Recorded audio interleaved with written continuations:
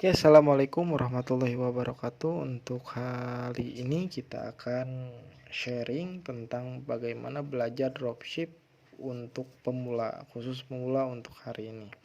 Perlu diingatkan bahwa banyak sekali orang-orang yang sukses di dunia dropship, eh, bisa sampai dropship bisnisnya itu sampai luar negeri.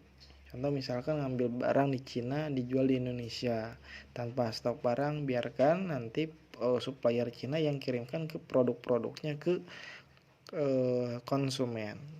Banyak ya, banyak sekali. Omsetnya pun tidak main-main untuk dropship, ada yang puluhan juta dan juga sampai ratusan juta. Nah, untuk kali ini kita akan membeberkan apa itu dropship. Nah, yang pertama yakni apa itu dropship? Dropship adalah cara berjualan tanpa stok barang. Nah, tugasnya hanya menawarkan dan memasarkan di media sosial tanpa stok barang, tanpa sewa tempat, tanpa kirim-kirim paket. Untuk tugasnya kita hanya memasarkannya saja, untuk dropship hanya memasarkannya saja atau memarketingkan.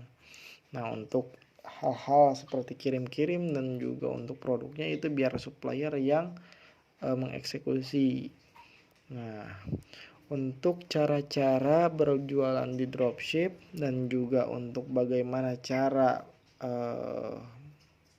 cari tahu supplier yang amanah, itu bisa lihat-lihat ataupun bisa cari di marketplace atau sosial media yang lain. Nah, nantinya kita lihat dulu marketnya. Contoh misalkan harga kaosnya itu kalau kita bisa jual itu harga 60.000. Nah, sedangkan di Shopee itu harganya 30.000, otomatis kita bisa mendapatkan untung 30.000.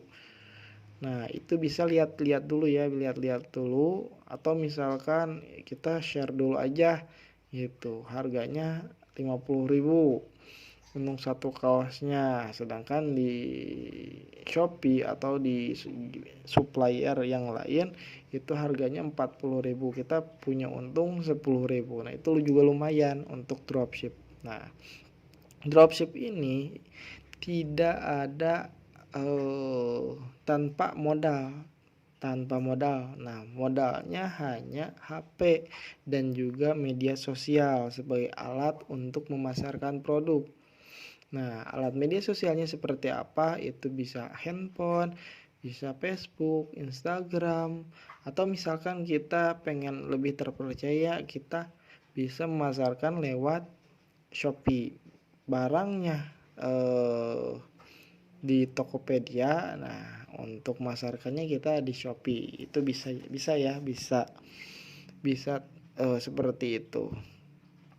Nah, kita lanjut bagaimana cara mekanisme order untuk beli dropship. Nah, itu untuk para pemula ya. Ini untuk para pemula banget.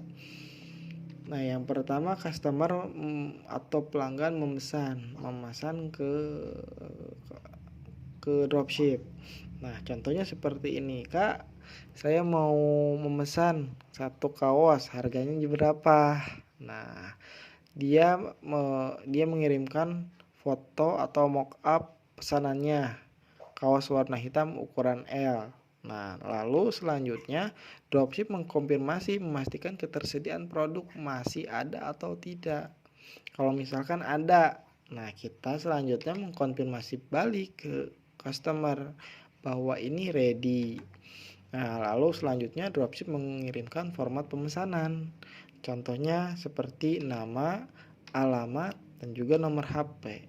Nah, nama, alamat, dan nomor HP itu sangat penting karena alamat itu nanti kita akan mengirimkan juga ongkos kirim dari supplier ke konsumen.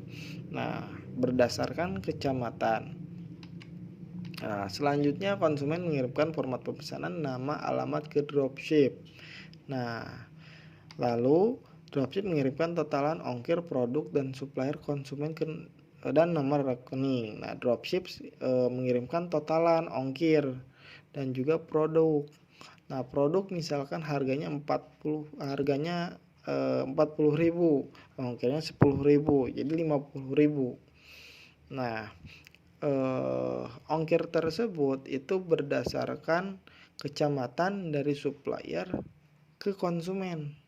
Nah, jadi bukan dari dropship ke konsumen, tetapi dari supplier ke konsumennya.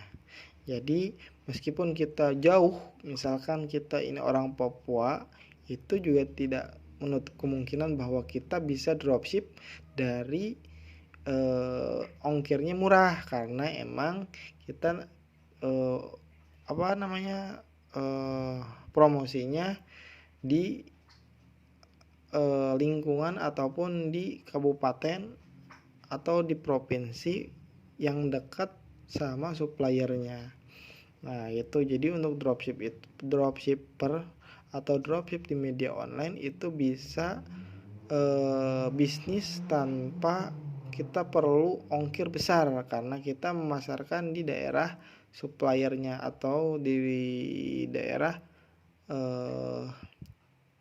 suppliernya biar lebih hemat ongkirnya. Nah, selanjutnya yakni customer mentransfer ongkir dan produk yang ditotalkan oleh dropshipper dan mengirimkan bukti transfer sebagai bentuk bahwa kita sudah mengirimkan uangnya dengan cara memberikan bukti transfer.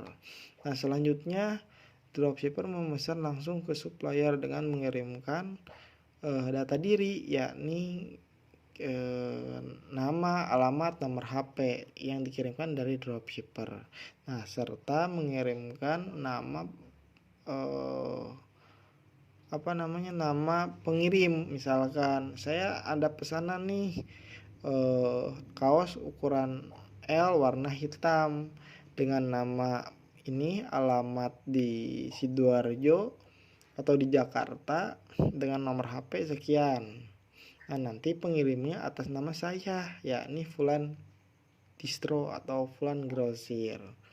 Nah, nanti supplier akan mengirimkan sesuai dengan requestan para dropship.